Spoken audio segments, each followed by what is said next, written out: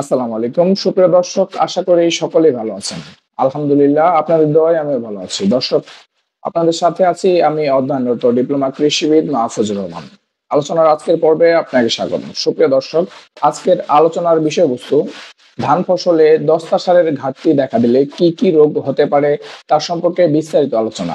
প্রিয় দর্শক, আপনারা যারা আমার চ্যানেলটি এখনো সাবস্ক্রাইব করেননি তাদের কাছে একটা রিকোয়েস্ট থাকবে, চ্যানেলটি সাবস্ক্রাইব করুন।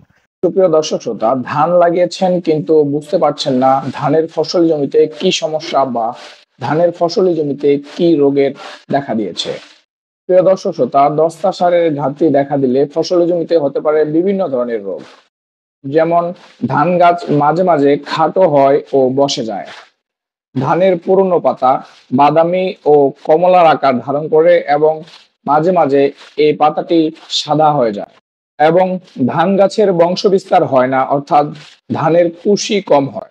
সুপ্রিয় দর্শক শ্রোতা, জমিতে ধান ফসলে এই সমস্ত লক্ষণ দেখা দিলে কি কি ব্যবস্থা গ্রহণ করতে হবে আসুন তা জেনে নেওয়া যাক। প্রিয় দর্শক শ্রোতা, ধান ফসলি জমিতে পানি থাকলে তা সরিয়ে ফেলুন এবং বিঘা প্রতি 1 কেজি হারে দস্তা সার উপরি প্রয়োগ করুন। এরপর জিঙ্ক সালফেট প্রতি লিটারে 5 গ্রাম হারে পানির সাথে মিশিয়ে তা স্প্রে করুন। সুপ্রিয় দর্শক, জমি তৈরির সময় জমি ভালোভাবে সমান করুন, জমির মাটি পরীক্ষা করে সুষম সার প্রয়োগ করুন এবং জমিতে পর্যাপ্ত পরিমাণে জৈব সার প্রয়োগ করুন।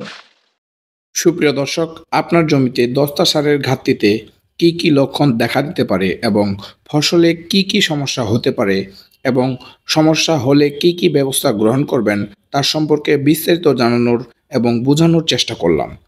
প্রিয় দর্শক শ্রোতা, আমাদের আজকের ভিডিওটি এ পর্যন্তই। এতক্ষণে সাথে থাকার জন্য অসংখ্য ধন্যবাদ। সুপ্রিয় দর্শক শ্রোতা, আপনি যদি আমার চ্যানেলে নতুন হয়ে থাকেন তাহলে আপনার কাছে একটাই রিকোয়েস্ট থাকবে, আমাদের চ্যানেলটি সাবস্ক্রাইব করে আমাদের পাশে থাকুন। ভালো থাকবেন, সুস্থ থাকবেন। দেখা হবে, কথা হবে নতুন কোনো ভিডিও নিয়ে। আসসালামু আলাইকুম।